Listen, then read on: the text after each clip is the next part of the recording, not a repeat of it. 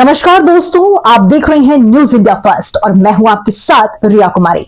चलिए सबसे पहले नजर डालते हैं आज की बड़ी खबरों पर जो सीधे आपके सरोकार से जुड़ी हुई है। तो बिना किसी देरी के शुरुआत करते हैं आज की मुख्य खबर से। अनुशय में शोक की लहर। सोहम ताऊ आश्रम के गद्दीनशीन संत श्री कमलानाथ महाराज हुए ब्रह्मलीन। अनुशय से इस वक्त एक अत्यंत दुखद समाचार सामने आ रहा है।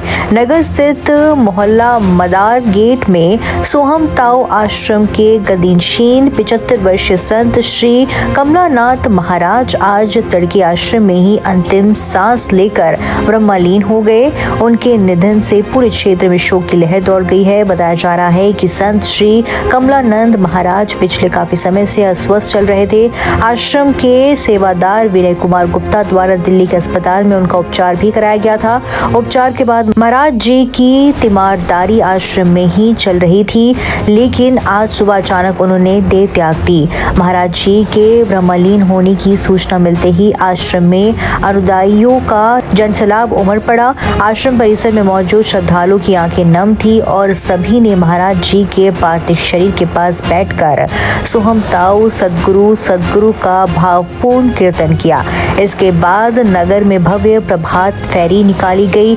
बैंड बाजे ढोल नगाड़ों के साथ निकली प्रभात फेरी में अनुयायियों द्वारा लगातार सोहम ताऊ सदगुरु का कीर्तन किया गया। ये प्रभात फेरी नगर के प्रमुख मार्गों से होती हुई सोहम ताऊ आश्रम पहुंची, जहां महाराज जी की स्थल समाधि लगाई गई। प्रभात फेरी के दौरान नगरवासियों ने जगह जगह पुष्प वर्षा कर श्रद्धांजलि अर्पित की। नगर पालिका अध्यक्ष ब्रिजेश गोयल, सभासदों और पूर्व पालिका अध्यक्ष गोपाल शर्मा सहित कई गणमान्य लोगों ने महाराज जी के दर्शन कर पुष्प अर्पित किए। संत श्री कमलानंद महाराज अनुशय क्षेत्र के ग्राम अंबा के निवासी थे। कहा जाता है कि सोहम ताऊ महाराज उन्हें बचपन में ही अपने साथ आश्रम ले आए थे और उन्हीं के संरक्षण में उनकी स्नातक तक की शिक्षा पूरी कराई गई।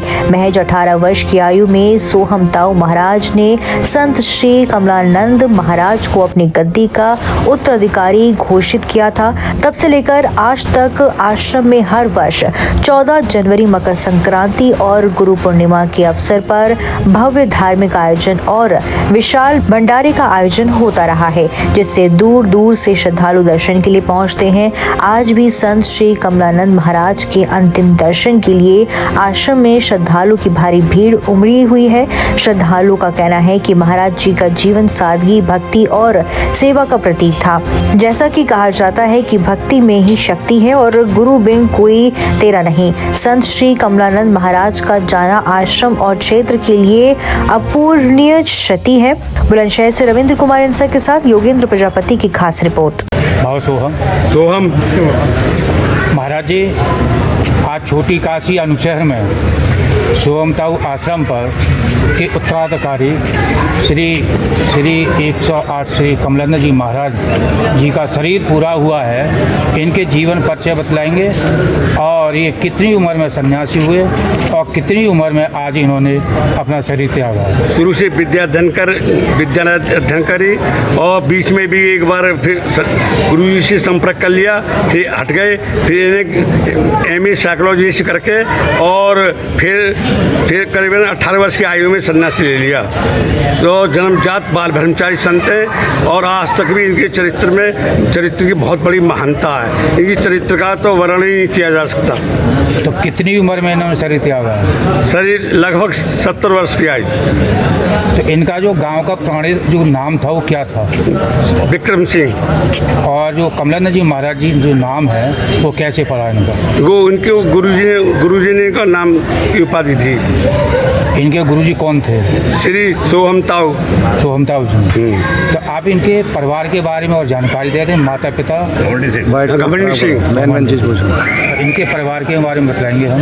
इनका परिवार खूब अच्छा जमींदार है, सोइयों भी जमीन है, कई भाई इनके चचेरे तेरे सर्विस कर रहे हैं और 5-4 ट्रैक्टर हैं। पूरा परिवार है सोइयों व्यक्तियों का। कब से उत्तराधिकारी बने?